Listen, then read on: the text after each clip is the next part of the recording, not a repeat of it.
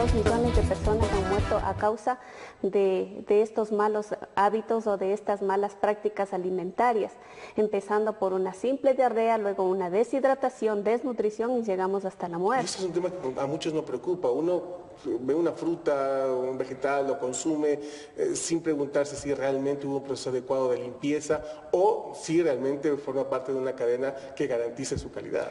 Así es, y por eso la recomendación desde el Ministerio de Salud Pública que siempre que vayamos a consumir un alimento, si bien es cierto no conocemos en sí su procedencia original, pero por lo menos practiquemos el hábito de la higiene de los alimentos a través del lavado, a través del secado, a través de la conservación, si debe estar en refrigeración o al medio ambiente, a través de la cocción a altas temperaturas, porque recordemos que los microbios se reproducen entre 5 a 60 grados centígrados que estarían en el ambiente, mientras que a partir de los 70 grados centígrados recién empiezan a morir. Por eso es que es indispensable que la cocción sea completa, que se llegue a las altas temperaturas para combatir estos microbios.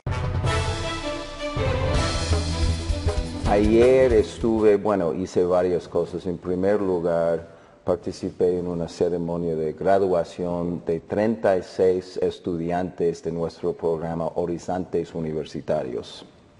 Y estos estudiantes bachilleres hicieron 2 años de estudios de inglés, auspiciado por mi embajada, y llegaron a un nivel de inglés impresionante. Ahora casi todos van a la universidad, pero varios quieren recibir becas para estudiar en Estados Unidos. Entonces, eso es un vínculo muy importante entre la Embajada de Estados Unidos y la gente de Imbabura, y sobre todo son estudiantes de bajos recursos. Entonces, importante para nosotros ayudar. También estamos ayudando en el ámbito del problema de refugiados, los colombianos que están refugiados en Ecuador. Más tarde hoy me voy a reunir con organizaciones ONGs que hacen este trabajo de ayudar a los refugiados.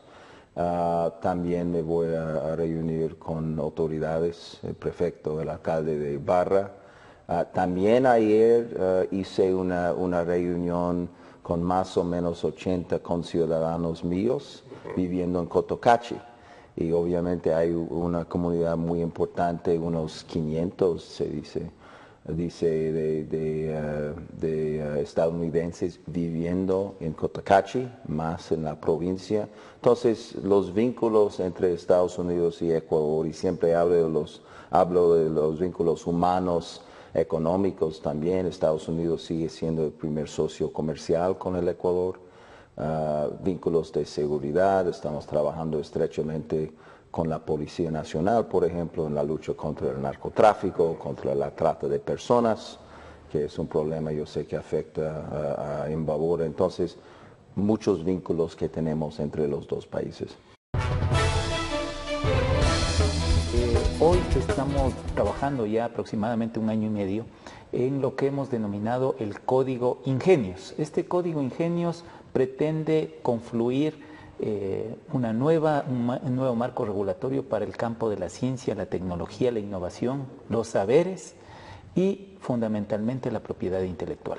Entonces, en ese sentido, René Ramírez hoy va a exponer en el auditorio Agustín Cueva a las 11:30 de la mañana en la Universidad Técnica del Norte, gracias a una invitación y una iniciativa que quiero agradecer públicamente tanto al rector de la universidad como a la Federación de Estudiantes Universitarios de la Universidad Técnica del Norte, que permiten y posibilitan este diálogo con toda la ciudadanía. En esto quiero también aprovechar, Fabricio, esta es una invitación abierta para toda la ciudadanía, para quienes están en el campo de la ciencia, la tecnología, la innovación, los saberes. Hemos cursado invitaciones a organizaciones sociales para que podamos ir recreando lo que va a ser el nuevo marco regulatorio que va a asignar presupuesto específico para incentivar la producción científica en el Ecuador. Y esa es una parte importante porque en un momento complicado económicamente, uno piensa que la necesidad de ahorro bajo las circunstancias que vive el país puede afectar también a los temas académicos y de investigación. Esta es una demostración que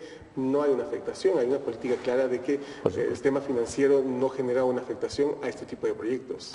De ninguna manera, de ninguna manera. Además, la ciudadanía conoce, el presidente de la República es un hombre que proviene justamente del mundo académico. En esa medida estamos puliendo los detalles de este próximo código que va a ser presentado a la Asamblea Nacional. Hay que señalar también que entre los invitados que están considerados para hoy está la presidenta de la Comisión de Educación, la ingeniera Jimena Ponce, quien preside justamente la comisión que va a dar tratamiento a este código de ingenios. Entonces, en esa medida, nosotros lo que estamos haciendo es los pasos previos. Aquí hay que señalar también que este ha sido un esfuerzo muy innovador de socialización, Fabricio. Creamos una plataforma wiki, es decir, para quienes no conocen o no manejan el lenguaje, es una plataforma informática que permite a través del ingreso por la vía del Internet presentar propuestas, presentar argumentos con respecto a la estructuración de este código. Entonces hemos tenido alrededor de 1.500.000 visitas en esa plataforma que han permitido ir configurando durante todo este tiempo los distintos enunciados. Son aproximadamente un cuerpo legal que va a tener 540 artículos, así se va a presentar como la iniciativa al Ejecutivo, y que indudablemente, como digo, la Constitución establece una preasignación para ciencia y tecnología. O sea, la Constitución estableció solo 3 preasignaciones en el marco regulatorio. Una para el campo de la salud, una para el campo de la educación y otra para el campo de la ciencia y la tecnología. Entonces, justamente para dar respuesta a ese postulado constitucional aprobado por la mayoría de ecuatorianos en el 2008, estamos presentando este código, el Código de los Conocimientos, ¿no?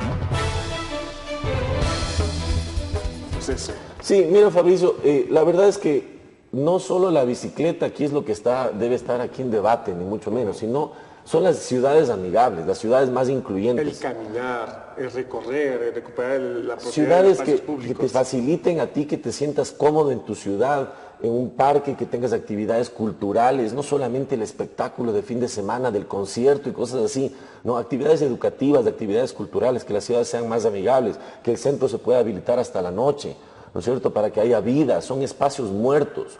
6 de la tarde es un espacio muerto. Entonces, la ciudad tiene que aprovechar eso y eso genera también comercio. Entonces, tenemos que generar conciencia sobre eso porque la verdad es que seguir planificando ciudades en base a los automóviles o a las casas o a otras necesidades que no sean el ser humano, estamos yendo en contracorriente. Una vez que se ha obtenido esta información, se ha recabado estos datos, ¿cuál es el siguiente proceso que ustedes consideran que es importante continuar dentro del trabajo que viene realizando? Bueno, estamos muy contentos, por un lado, porque se ha generado la opinión pública y porque vemos que por fin la Comisión de Movilidad y Transporte está empezando a tomar acciones frente a la movilidad sustentable. El tema ya está en el debate público, sí, y también ya está siendo considerado en las políticas públicas. En las políticas públicas, y se convirtió de alguna manera inclusive en un tema político, ¿no? Entonces, esto nos agrada porque después de 2 años de trabajo, este es el resultado que estamos consiguiendo, que finalmente las autoridades se involucren en este proceso, ¿ya? Un dato te quería compartir en la mañana de hoy a todos los ciudadanos. Del 2009 al 2015 se duplicaron el número de automóviles matriculados en el Ecuador. 2009, 905.000 automóviles. 2012, según el censo del INEC, 1.500.000 automóviles. ¿Okay? En esta proyección, digamos, con un aumento del 20%, hablamos, y esto es un dato, una proyección del Plan Nacional del Buen Vivir, hablamos de que tenemos 1.800.000 automóviles aproximadamente en el Ecuador. La manutención de un automóvil cuesta alrededor de $2.500 a $3.000 al año. Gasolina, repuestos, todo lo que te involucra, te emboliza en mantenimiento. Entonces, esto quiere decir que el Ecuador gasta $4.500 millones anualmente, los ciudadanos, ¿sí?, en mantener y en poner gasolina y en sostener lo que es un automóvil. 4.500 millones de dólares. Esto es una cifra que tiene que ser muy estudiada, muy analizada, porque en época de crisis, como es la que estamos viviendo, en una época de recesión que se vive a nivel mundial, es muy importante analizar esto. Es el 20% del presupuesto general del Estado aproximadamente. Exacto. Entonces, otro dato, en Imbabura, poniendo esto en términos locales, en el 2012, autos matriculados, tenemos 42.600 vehículos matriculados en la provincia de Imbabura, según los datos del INEC, del censo del 2012. Para el 2015, con este incremento del 20% que se aplica también a nivel nacional, estamos hablando de aproximadamente 50.000 automóviles en Imbabura. ¿Okay?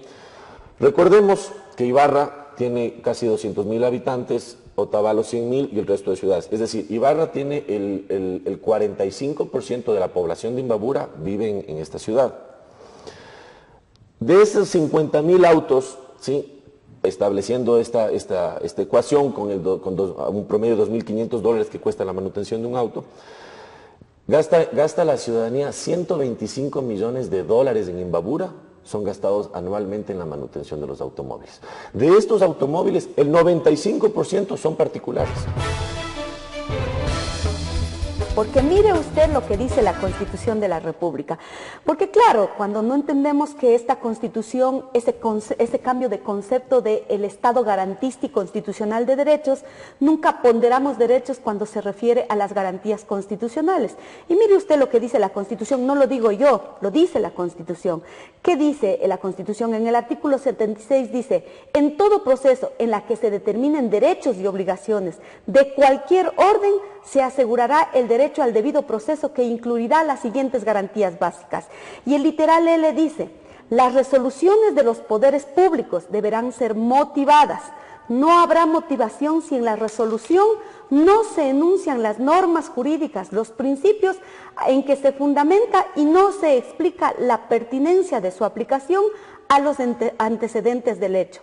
Estos actos administrativos, dice la Constitución, resoluciones o fallos que no se encuentren debidamente motivados son considerados nulos. ¿Y por qué invoco esta norma constitucional? Cuando nos referimos a la decisión de una autoridad, de un acto administrativo, nos referimos a la decisión, por ejemplo, de la Junta Parroquial, por ejemplo. ¿Cómo puede haberse valorado un documento en el que a título personal se dice estar de acuerdo con el equipo técnico? ¿Cómo puede el Consejo Municipal en su momento haber valorado y sin una motivación establecer esto como parte de un arreglo? Y por lo tanto, ese es un procedimiento porque se vulneran derechos. Yo voy mucho más allá de hablar del tema del territorio. Hablo del sentido de pertenencia de una comunidad. ¿Y esta visión puede generar nulidad al proceso? ¿Podría ser un elemento que, porque, insisto, más allá de esta visión, de esta nueva visión, porque no se ha hablado sobre este tema, por lo demás, jurídicamente y legalmente se establecía que el proceso estuvo de acuerdo a lo que establece la normativa vigente en la definición de límites. La pregunta es, ¿esta nueva concepción basada en la Constitución podría generar la nulidad de lo acordado? Bueno, si a mí me pregunta desde el punto de vista del derecho y de la Constitución, por supuesto que sí. Además, el artículo 57 de esta misma Constitución determina cuáles son los derechos colectivos y cuáles son los derechos a los que están sujetos las comunas, comunidades, pueblos y nacionalidades. Y en este caso, las comunidades de San Vicente y de Pucahuayco tenían que haber sido sujeto de la aplicación del artículo 57, numeral 17, que dice que cuando hayan decisiones que afecten a estos territorios, lo primero que hay que hacer es preguntar a estos territorios. Por lo tanto, este es un principio constitucional. Yo aspiraba que los municipios y las autoridades puedan tomar una decisión basada en estos principios constitucionales. La Constitución está por encima de las leyes orgánicas, de los reglamentos y de los acuerdos, de las ordenanzas. Y lo que prevalece en un bloque de constitucionalidad, y existe sentencia inclusive de la Corte Interamericana de Derechos en los casos de Nicaragua y Paraguay, por ejemplo, que hablaba sobre la división de un territorio, y la Corte Interamericana invoca a los estados a partir de la aplicación de la Declaración Universal de los Derechos Humanos y dice: los estados adoptarán medidas legislativas que garanticen el sentido de pertenencia, la unidad territorial y que además respeten el derecho consuetudinario. En ese marco, estos son principios que obviamente van a partir de garantizar la aplicación de la Constitución. Yo, como la que más soy respetuosa de las instancias, no le compete a la Asamblea decidir sobre algo que la ley de límites claramente le determine esa responsabilidad al alcalde y sus concejales, es decir, a los gobiernos autónomos descentralizados, porque yo no puedo ir a votar en el Consejo Municipal frente a un tema como esto, y muy respetuoso y confiando en las autoridades del cantón, que prevalezcan unos principios de análisis que vayan mucho más allá de intereses particulares, partidistas, sino que garanticen los derechos de las comunidades, de los pueblos, en este sentido de los seres humanos.